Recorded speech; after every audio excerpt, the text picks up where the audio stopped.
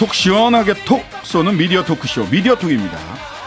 두 분은 조금 일찍 모셨습니다. 최진봉 성공회대 신문방송학과 교수, 문희정 국제시사평론가 두 분 안녕하세요. 안녕하십니까. 네네.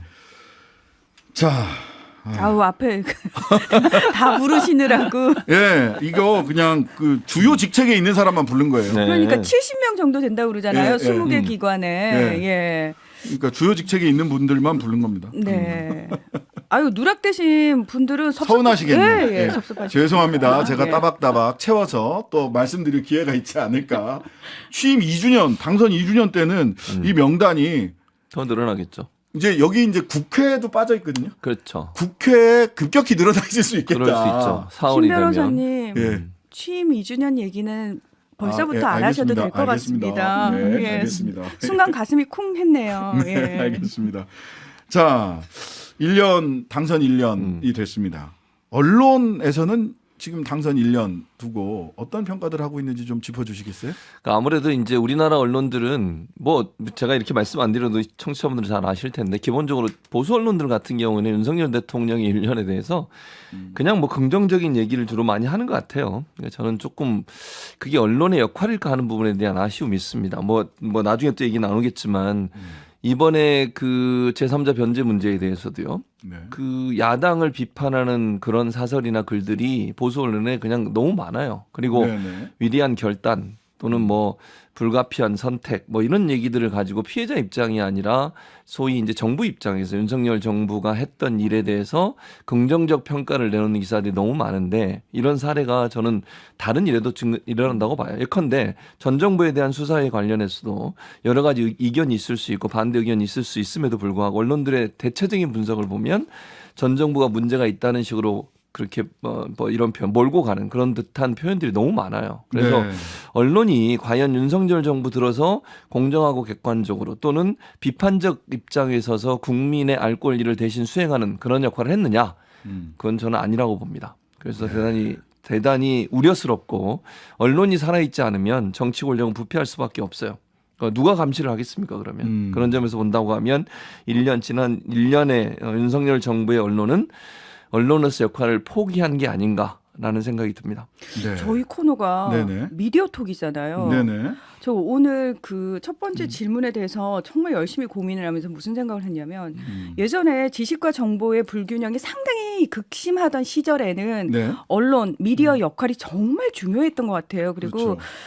사실은 많은 어르신들이 아직까지도 그러거든요. 그 소리 어디서 들었냐고. 그러면 뉴스에 나왔다라고 얘기를 해요. 그러니까 네네. 신뢰의 근원을 뉴스, 그러니까 미디어를 통해서 나오면, 언론을 통해서 나오면 믿을 수 있다라는 식으로 저희가 담보가 됐었던 시절이 있었거든요. 그렇죠. 그런데 지금은 특히나 이 정부 들어서 더더욱 느끼는 게 뭐냐면 뭐 시대 자체가 이미 뭐 지식과 정보의 불균형이 심각한 시대도 아닙니다. 그렇죠. 예. 특별히 언론에 종사한다고 해서 더 많은 지식과 정보를 가지는 것도 아니거든요. 근데 그럼에도 불구하고 여전히 시대는 변했음에도 불구하고 언론, 미디어가 가지는 위상이나 권력, 힘은 여전하다는 거예요. 그래서 네. 저는 이 미디어톡이라는 이 코너를 통해 가지고 변화된 시대에 맞춰서 제대로 잘 못하면은 그 언론이 가지고 있던 힘을 제대로 빼야 된다. 정상화시켜야 된다라고 생각을 합니다. 자, 관련해서 뭐 언론 지배구조법이라든지 뭐 등 미디어와 언론 관련된 법안들이 올라가 있긴 합니다만 네. 이게 어떻게 이 지금 국회와 대통령과의 관계에서 제대로 제도화될지는 사실은 확신하기는 어려운 부분들이 있어요. 있습니다. 네. 한국 기자협회가요. 네. 그래서 자, 언론의 평가는 그렇다 치고 그러면 언론은 정말 지난 1년 동안 자유와 공정과 자유, 특히 자유를 그렇게 목 놓아 외치는 대통령께서 있는 이 지난 1년간 언론 자유는 어떻게 변화되어 왔는가에 대해서 한국 기자협회에서 토론을 했네요. 이 토론에서 나온 내용 좀 소개해 주시겠어요? 네, 여기서 그 한림대 미디어스쿨의 최영재 교수가 이제 발제를 하면서 이렇게 표현을 했더라고요.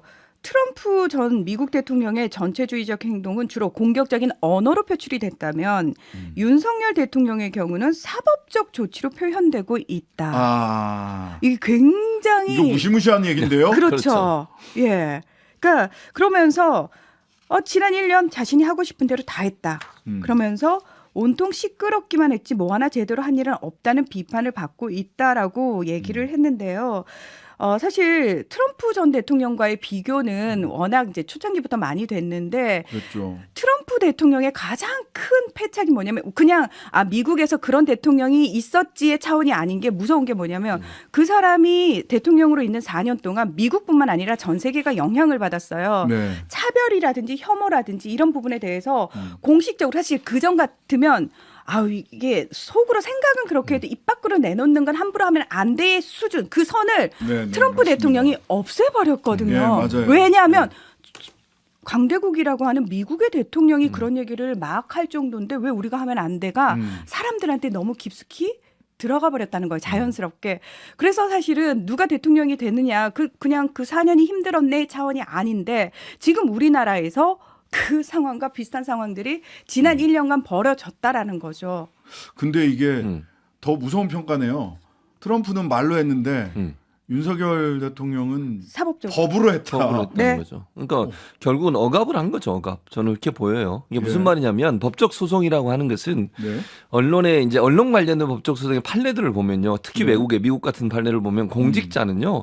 언론을 대상으로 해서 소송을 제기할 수 없게 돼 있어요. 그 자체를 아예 못하게 만들어 놨어요. 네, 네. 왜냐하면 고위공직자는 언론의 비판과 견제의 대상이고 그리고 늘 감시의 대상이어야 되기 때문에 감시의 대상이 감시를 하는 사람을 억압하면 안 되는 거잖아요. 네, 네.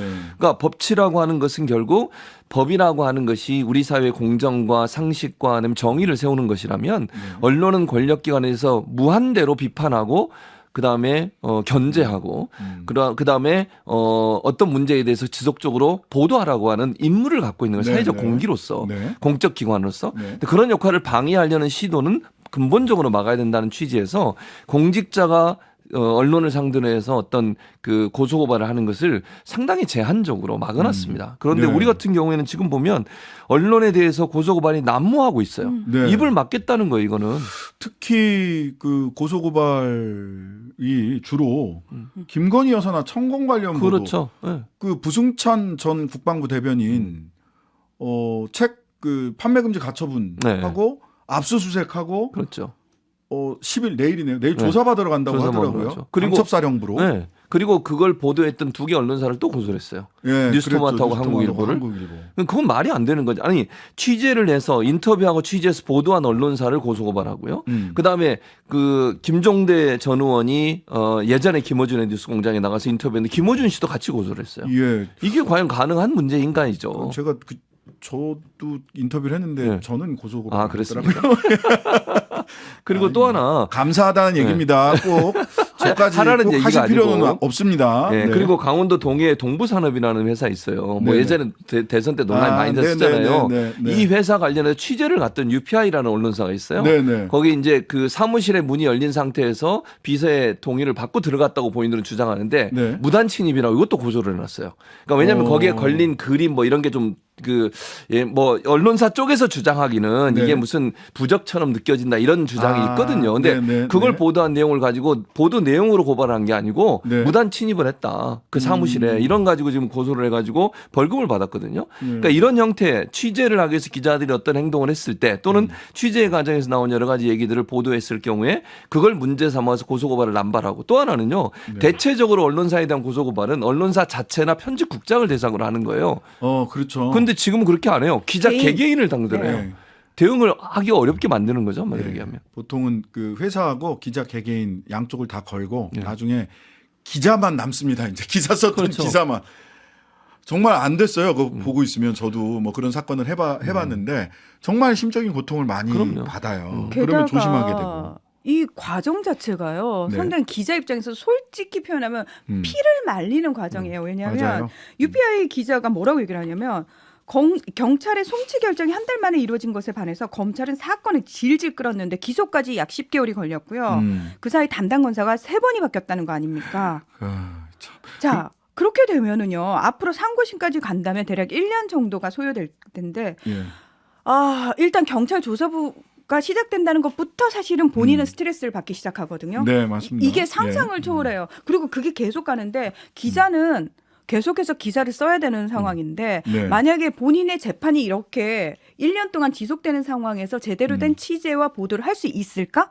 그것 자체가 불가능하다라는 이게 거죠. 그 굉장히 길어지는 것이 뭐 그럴 수도 있지 고통스럽겠지만 이렇게 얘기를 하시는데요. 실은 근대 형사사법 체계가 발전해 오면서 형사소송과 형사사법에는 두 가지 가치와 이념이 있습니다. 하나는 실체적 진실의 발견, 실체적 진실의 발견이 하나예요.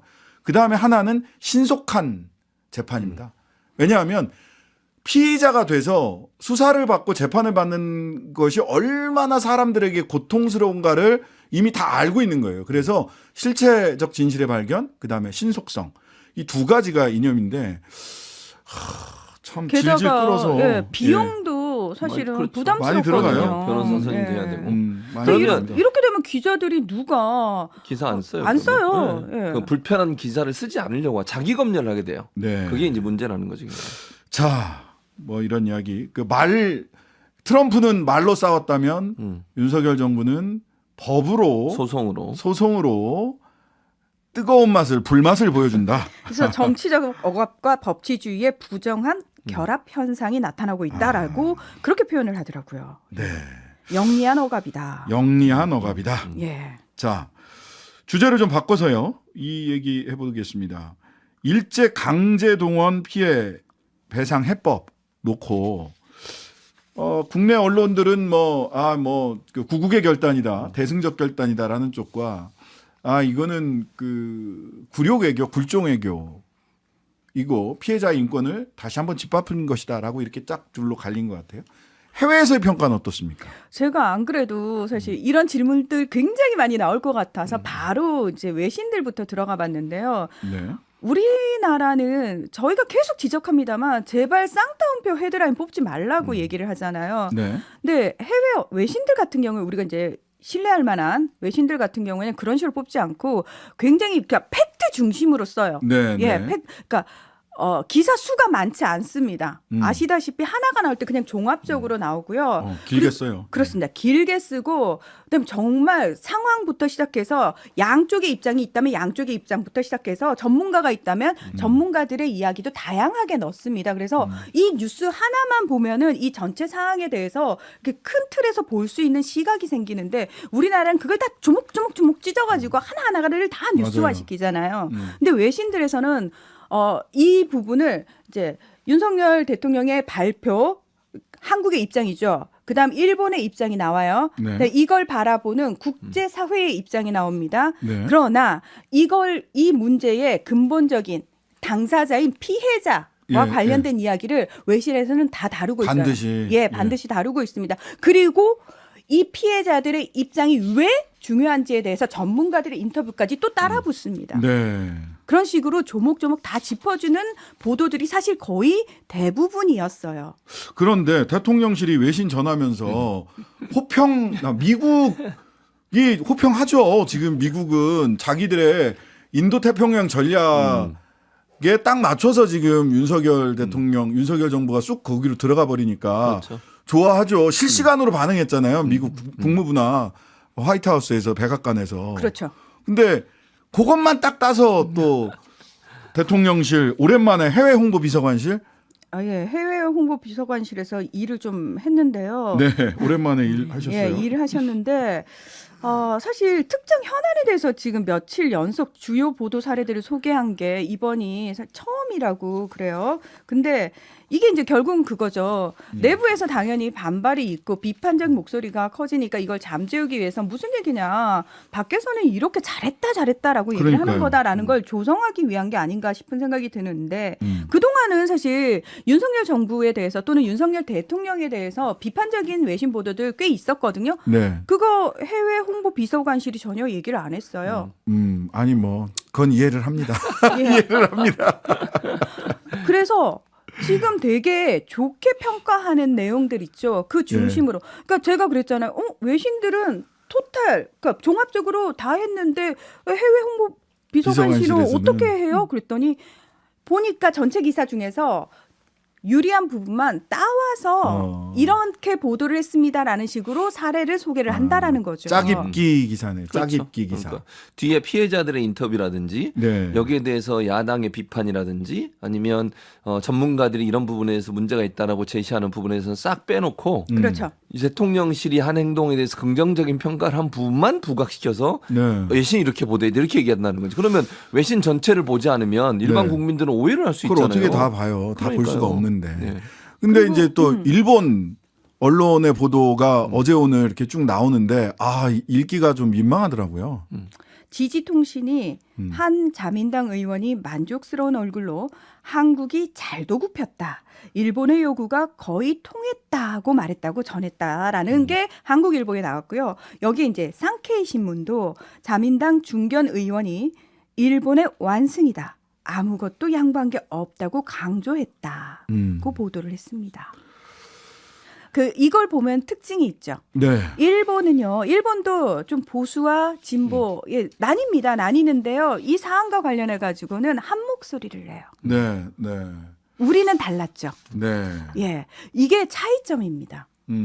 일본 언론은 사실 이 문제와 관련해 가지고 상당히 일본 측의 입장에서 보도를 하고 있어서 저는 사실 기존에 약간 진보적이라고 생각했던 언론들에 약간 실망했거든요. 예. 그렇구나. 예. 근데 이게 맞아요. 정치적인 문제에 있어서는 저는 관점이 나뉠 수 있다고 생각하지만 역사적인 문제에 있어서는 사실 우리나라가 가장 언론이 잘못하고 있는 부분이 왜 거기 진보 보수가 왜 나뉩니까? 그 조선일보는 근데 이거 말하자면 민주당 눈엔 UN EU도 친일인가? 라고 해서 유엔이나 EU 쪽에서 네. 이번에 그 해법과 관련해서 호평을 했다라고 하면서 조선일보에서는 역으로 이렇게 민주당 야 UN EU도 친일이냐 이렇게 얘기를 했어요. 근데 EU는 제국주의 국가들이거든요. 그래서 역사적으로. 거기는 예.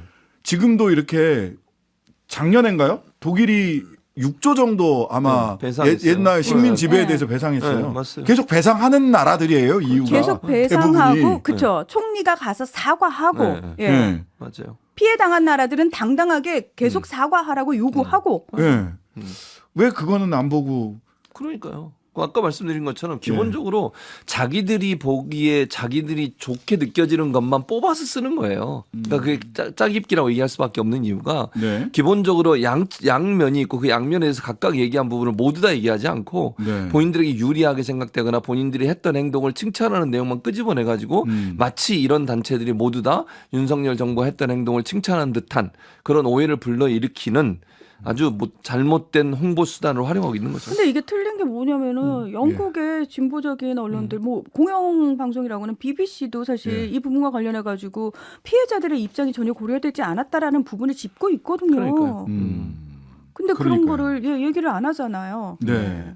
국가인권위원회에서 인권위원장 송도한 인권위원장이 바로 그 다음 날 이렇게 빠르게 국가인권위원회가 정부의 어떤 특정 정책이나 행위에 대해서 빠르게 논평 내지 않거든요. 예. 특별 성명 냈어요. 소위 보편적 가치에 어긋나는 피해자 중심주의라고 하는 보편적인 이 식민지 피해나 이런 국가 폭력에 의한 피해자들에 대해서 뭐 고문 심지어는 고문이라고 이게 보더라고요.